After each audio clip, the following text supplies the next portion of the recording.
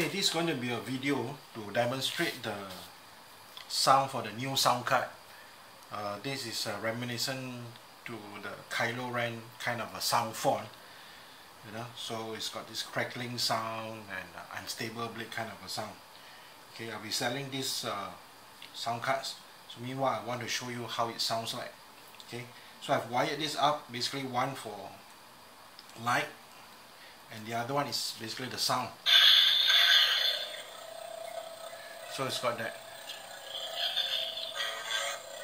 crackling sound, and you see that's the hum, and then you have a random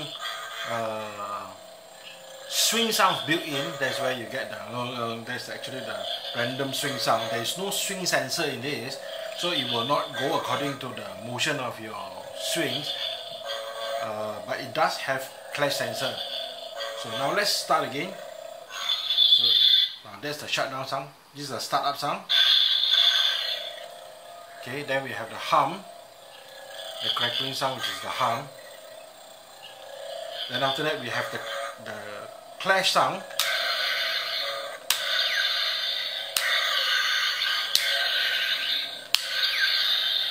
Okay, and then we have the shutdown sound. Okay, so let me open up this. Open this up. Okay, this is perfect for DIY, for people who are using it for installing of chip savers. So this one is a 28mm speaker. This is a economy sound card lah. Okay, so if you want to replace this with a premium speaker, you can as well. Okay, so this is my battery holder, and then the sound card will be inside lah. Okay, so of course if your hilt can fit, you can also put in the speaker inside, but mine is smaller than the 28mm, therefore I just put it there, and it's sandwiched by this pommel here. Okay, so that is it. That's the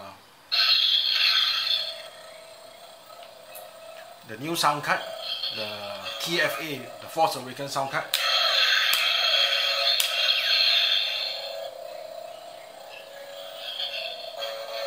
And the shutdown.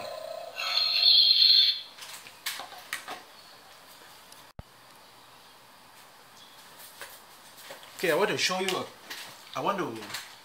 you a close up of the sound card that you're going to be selling. Okay, this is basically the soundboard itself. The soundboard is really tiny. So that's about, let me see here. This is about 6/8 of an inch. That's the length. The width is about 5/8 of an inch. So this is really small, much smaller than your Nano Biscotti or Pico or whatever card that you have out there. So this one can fit into basically almost all the hilts, whether it's 1 inch hilt or maybe even smaller, it will definitely fit. On the flip side, we have the clash sensor, and even then the height of it is still very low. The height of it is only about, at the most, about less than 1/4 of an inch. In fact, it's one down, I think. Let me see. So this is 3/16 of an inch. So this is really tiny. It will fit into almost any hilt. Okay, and so what we have here, first of all, we have this is the switch. Okay, already wired for you with a switch already wired up. You can use this tactile switch, or if not, you can just cut it and wire it to your latching switch, or your wire it to your momentary switch. This one does not work with the latching switch, only a momentary switch. Then there is 2 accent LED. This accent LED will light up, will also flash depending on the clash. So you can, if you want to, you can wire this and put the LED into any part of your hilts which is visible, or if you do not want these 2 accent LED, you can even cut it off. Okay, this is actually the main LED that comes with the card, but this one is too small for our use. Okay, so I'll explain that later. Then we have the speaker. The speaker is also already pre-wired already. Okay, if you do not want to use this speaker, you can actually change it with a premium speaker. This one is 28mm in size. Okay, the sound I've just now demonstrated it, and these two here, one white and one, this is actually the positive and the negative to the battery. Okay, so normally the battery, the positive will be to the positive, the negative to the negative. So how do we connect this to the sound card, to the LED? Now this sound card is powered for this LED only, so it's not strong enough to power for your normal high power LED. Okay, so normally if I have an LED module, I will not wire it to this LED. What I will do is that together with this positive and negative to the battery, I will wire this together, positive and positive, negative and negative, to the battery. Okay, so basically what we have now is that the battery is powering the sound card and is also powering the LED at the same time. So there are basically two independent switches. One switch, this one is for the sound card, then I'm going to add another switch here for the battery.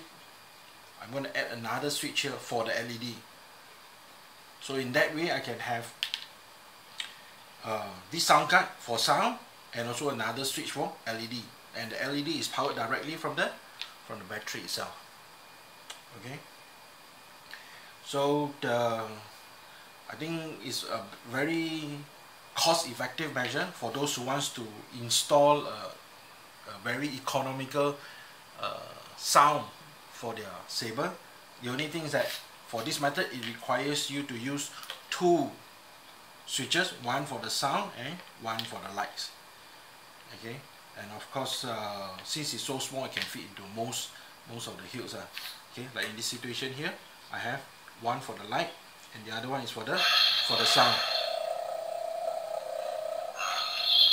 So the good thing about having independent sound and light is that if you want to practice at night and you do not want to turn on the sound, at least you can switch off the sound and just use the light. Okay, or if you want to turn it together, you can actually press both together.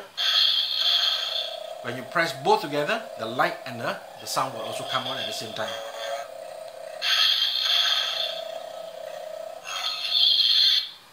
Okay, thank you.